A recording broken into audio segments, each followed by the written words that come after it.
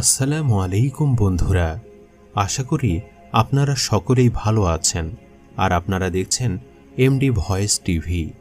প্রিয় দর্শক, আজকের এই ভিডিওতে আমরা আলোচনা করব যে কিভাবে শিশু হযরত ইসমাইল আলাইহিসসালামের পায়ের আঘাতে জমজম কূপ সৃষ্টি হয়েছিল এবং মক্কার ধুধু মরুভূমিতে কিভাবে জনবসতি গড়ে উঠেছিল সে সম্পর্কে একটি বিস্ময়কর সত্য ঘটনা, যা শুনে আপনি বিস্মিত হয়ে যাবেন।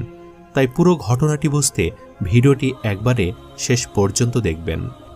হযরত ইব্রাহিম আলাইহিসসালামের দুইজন স্ত্রী ছিলেন, একজনের নাম সারা এবং অপরজনের নাম হাজেরা আলাইহিসসালাম। হাজেরা আলাইহিসসালামের এক পুত্র সন্তান ছিল, যার নাম ইসমাইল আলাইহিসসালাম।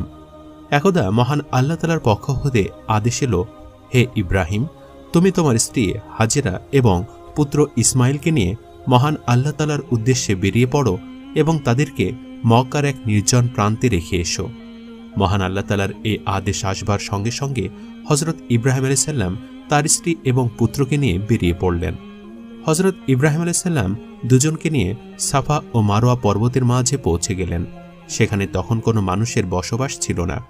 হযরত ইব্রাহিম আলাইহিসসালাম তাদেরকে কিছু খেজুর এবং একটি পানির পাত্র দিলেন। এরপর তিনি ফিরে যেতে লাগলেন।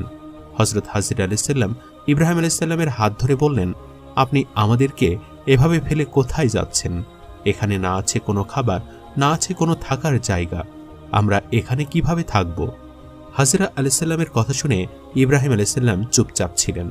হযরত হাজেরা আলাইহিসসালাম বারবার জিজ্ঞেস করতে লাগলেন, কিন্তু ইব্রাহিম আলাইহিসসালাম তারপরও চুপচাপ ছিলেন।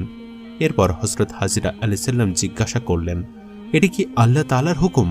তখন ইব্রাহিম আলাইহিসসালাম হ্যাঁ সূচক মাথা নাড়লেন। তখন হযরত হাজেরা আলাইহিসসালাম বললেন, যদি মহান আল্লাহ তাআলার এটি হুকুম হয়ে থাকে তবে তিনি নিশ্চয়ই আমাদের হেফাজত করবেন। এরপর হযরত ইব্রাহিম আলাইহিসসালাম সেখান থেকে চলে আসলেন আর তিনি মহান আল্লাহ তাআলার কাছে দোয়া করলেন, ইয়া মহান আল্লাহ তাআলা, এখানে না কোনো খাবার আছে, না কিছু পান করার মতো আছে। আমি আমার পুত্র ইসমাইল এবং আমার স্ত্রী হাজেরাকে সেখানে রেখে এসেছি সম্পূর্ণ আপনার ওপর ভরসা করে। হে আমার আল্লাহ তাআলা, আপনি তাদেরকে খাবার এবং পানি পান করার ব্যবস্থা করে দিন, যাতে তারা আপনার শুকরিয়া আদায় করতে পারে। হযরত হাজেরা আলাইহিসসালামের কাছে থাকা পানি এবং খেজুর যখন শেষ হয়ে গেল, তখন শিশু ইসমাইল ক্ষুধা এবং পিপাসার যন্ত্রণায় কান্না শুরু করলেন। ছেলের এমন করুণ অবস্থা দেখে পানির খোঁজে হযরত হাজেরা আলাইহিসসালাম কখনো সাফা আবার কখনো মারোয়া পর্বত যেতে লাগলেন, যদি কোথাও পানির কোনো ব্যবস্থা করা যায় এমন আশায়। এইভাবে তিনি সাফা মারোয়া পর্বতের মাঝে দৌড়ে এসে পুনরায় তিনি